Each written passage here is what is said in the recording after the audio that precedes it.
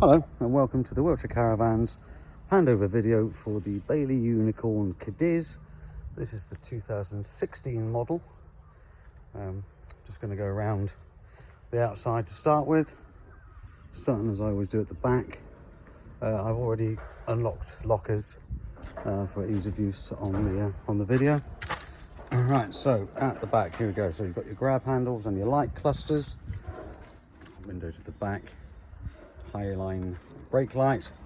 So the lights, that's our indicators, running lights, brake lights, reversing lights, area for your number plate, corner steadies at the bottom, oddly enough, each corner. But probably the most important bit at the back is the toilet area. So this does have the pink rinse area. So the pink rinse goes in there. Depending on which variant you're using, have a look at the bottle to see what dilution levels you require. I just use an old 2-litre pop bottle, put the desired amount of pink in for 2 litres, then just pour it all in. Okay. Underneath, you've got the area where the toilet cassette is. So it's the standard Thetford cassette. Just comes out by lifting and drawing straight out towards you. Okay, so it needs emptying, and you'll know it needs emptying because there's a light that comes on in the toilet. Just push this part forward, take the cap off, put that somewhere safe, you don't want that falling down the hole, and then lift it forward and press this button to release any air pressure. Okay, you will want to rinse out your cassette, so slider comes back, open that, and then rinse out with the hose pipe that will be available to you. Okay, you can just see in there a little float. When the cassette is full, that float comes up, and that's what creates the light to come on inside the caravan and the toilet. So once you've rinsed, then rinse, close that up, make sure you do close it, put your slider back in, same again, press that, empty. This cap has got measuring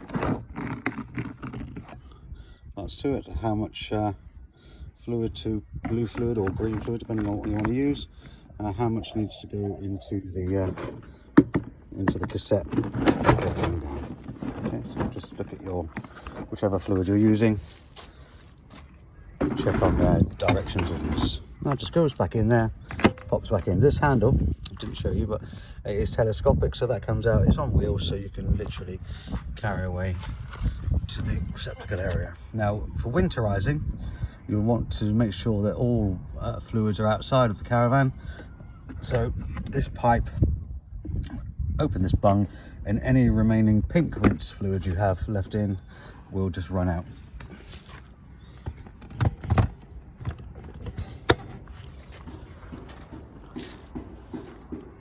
Okay, going around to the side, the offside, there's your 2 waste outlets. That's for the 2 sinks, bathroom and kitchen, and for the shower. A window into the bedroom area. Then you've got your alloy wheels. These are torque measurements of 130 Newton meters required on them. Again, I'll show you where you can see that information stored. This has got the PowerTouch Evolution manually engaged motor mover. There's a separate video for that, so I won't show you that now. Then you've got the gas locker, room for 2 6-kilogram gas bottles in there. Other information in there, you've got your Chris number on there, but we've got these set up for propane. Okay, so here, this area here, it's the Alde heating system on here, so it's the wet central heating. If you're using gas for the heating, that's your exhaust vent. Okay, next to that, that's your where your water pump goes in. I'll show you that in a moment when I get the water pump out. And this is an outside shower, which I suggest is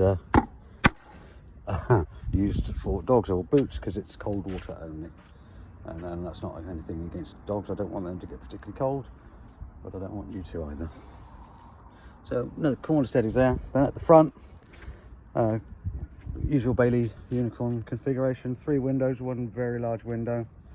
Running on the Alco chassis. This has ATC, the Alco trailer control. Has a little sensor on the chassis, so if the caravan should start snaking, the caravan notices this and it will apply the brakes of the caravan to stabilize it. You'll probably notice it more when you're when you go over a speed bump. The caravan might feel heavy for a couple of seconds afterwards. That's the ATC working. Outside barbecue. So, outside barbecue point. As I've said on many of these videos, do not use a gas barbecue in an awning. You don't want fabric and flame to mix. They're not great friends. Okay, and here, so storage locker. This is where you've got water pump. You've got what else have we got there? Oh, you got, looks like it's a wheel lock, an Alco wheel lock, which is very useful to have. This is to remove to get your spare wheel down. Here's the water pump I was talking about. Let's quickly show you how that works. So,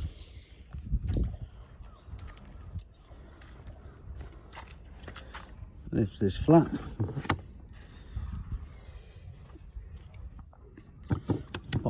Pop the pump in, press that down, and there, then you've got water.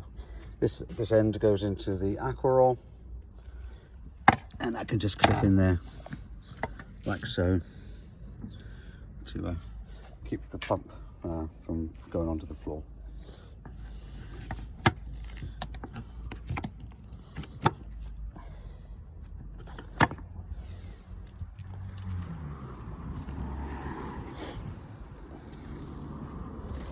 Alright, so that's the storage locker done.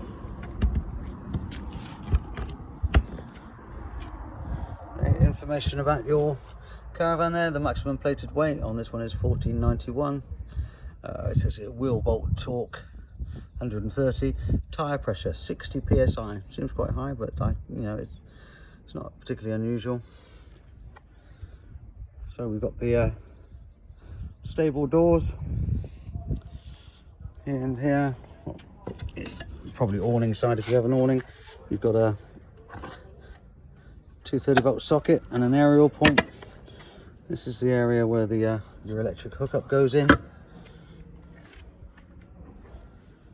And you've got the another storage area underneath one of the single beds in here. And in this area is where we've got the your isolator key for the motor mover. As I said, the motor mover is a separate video, but just to show you where that is, the isolator key is there. That's pretty much it for the outside. So we've got fridge vents, freezer and fridge vents. We'll go inside in a minute and we'll have a quick look around, and I'll show you how to operate all the necessary parts. Okay, so inside the Bailey, the Cadiz. Quick look around. There's a lounge area. Nice long benches. Stereo up the front. And it's got a kitchen area. On the opposite side you've got the fridge. 2 single beds. And at the rear of the caravan we've got the bathroom with the scary picture in it. Hello. Large wardrobe. That's where your freestanding table is. That's the glycol, the heating fluid for the Alde system. Toilet, wash basin, and nice size shower. Everything you need for a fabulous holiday. But what we're going to do is go through the operation of the individual parts. As you step into the van, on your right hand side you've got the main control panel. So the first thing you need to do is, obviously once you've got on site, all level, your electric hookup's plugged in and you want to turn everything on, this is your master switch. So that's the master switch. You can check the voltage By pressing the V, it's saying 13.8, but we are plugged into the mains. Obviously, if you don't have your plug in, it will just show you how much voltage is available in the battery. These are your main lights.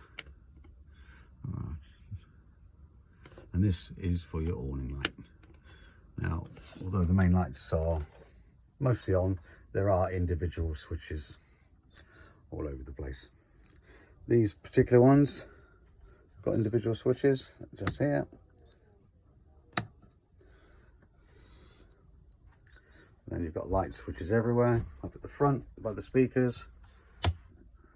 So that's, and this one does the sides.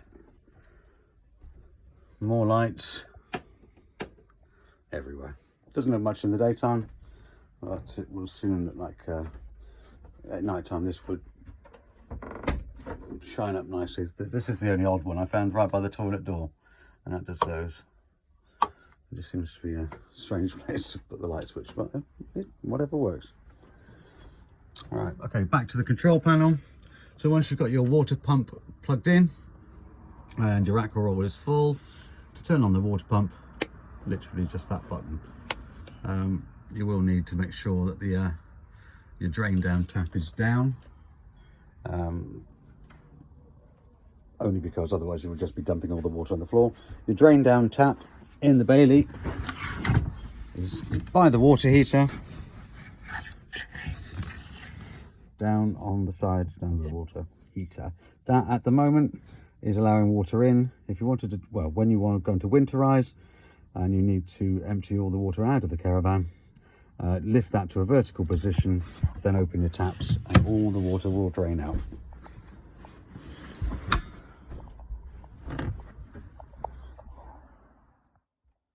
Okay, on the kitchen side, this is where you've got your all-day heating control. Now the all-day heating is a wet central heating system.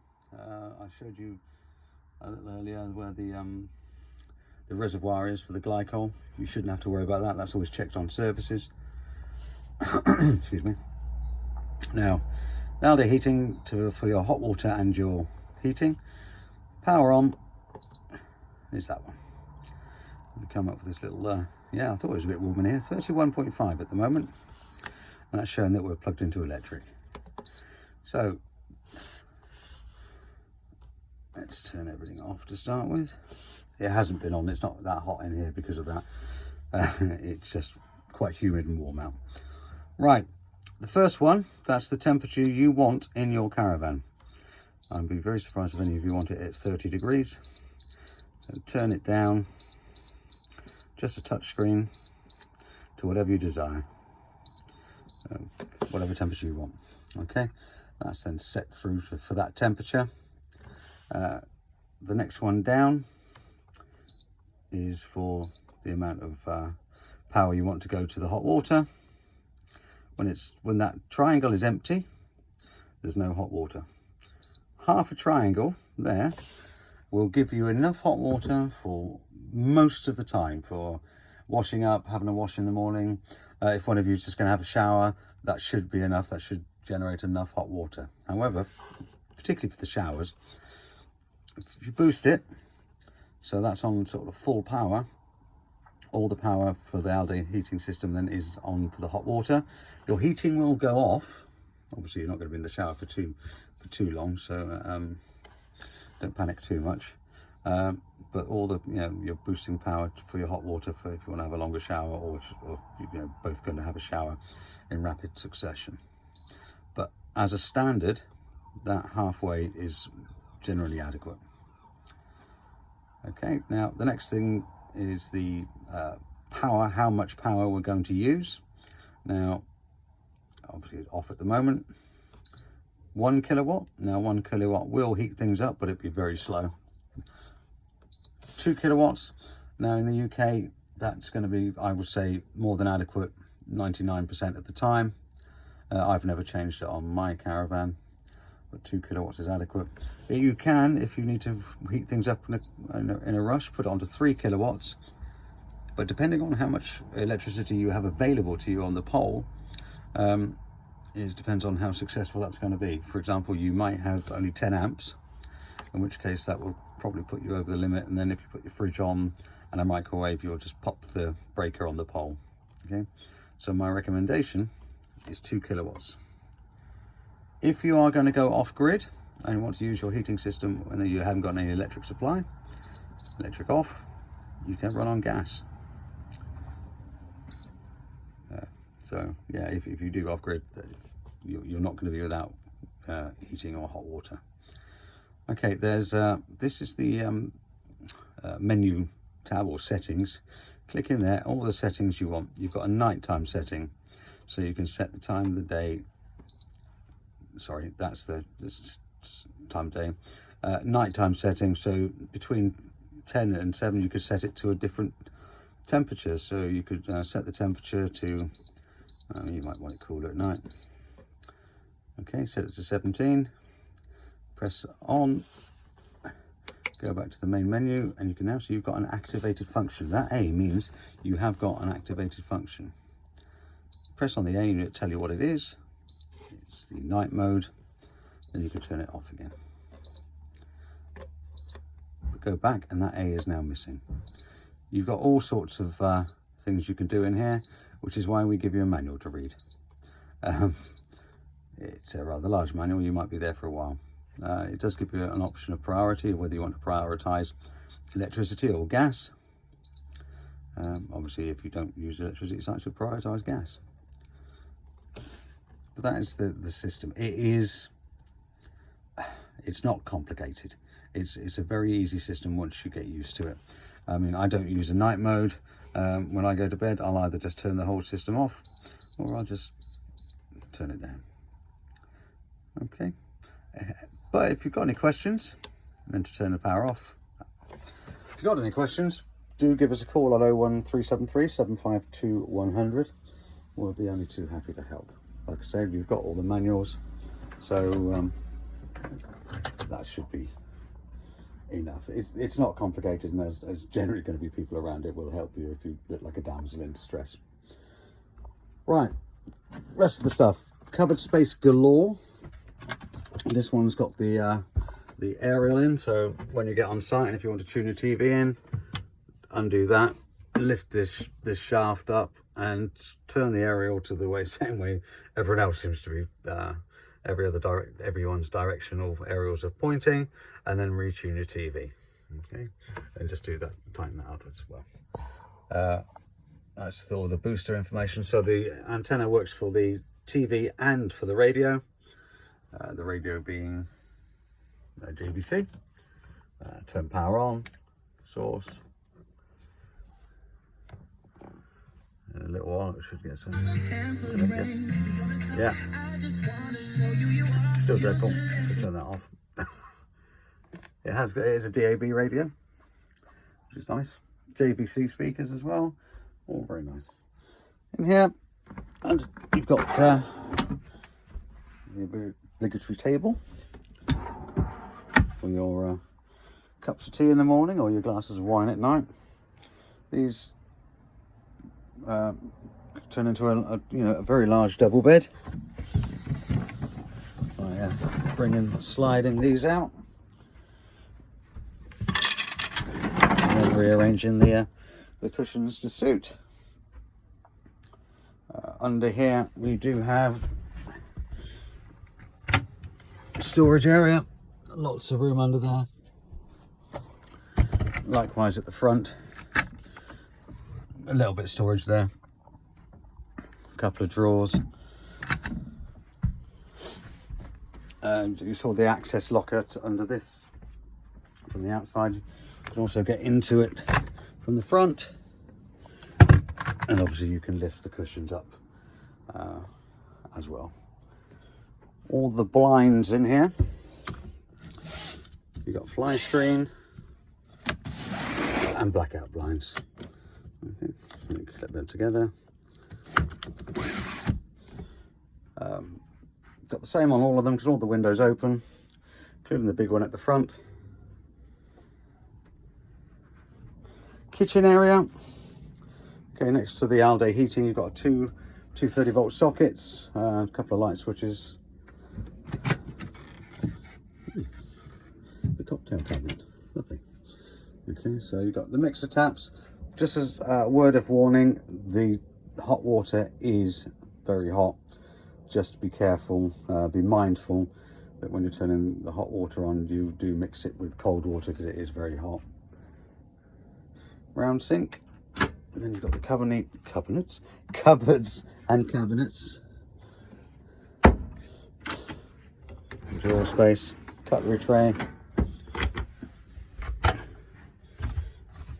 Covered under the sink, you've got the gas isolators for the cooker, hot water, the outside barbecue and the fridge.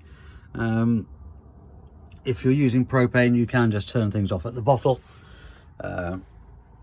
It's entirely up to you whether you want to be a little bit extra cautious and just turn them off at the isolator.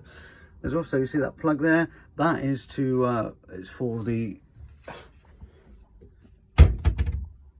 electric hob. There's space under there as well. But yeah, the electric hob on the cooker, you've got electric hob, 3 gas burners.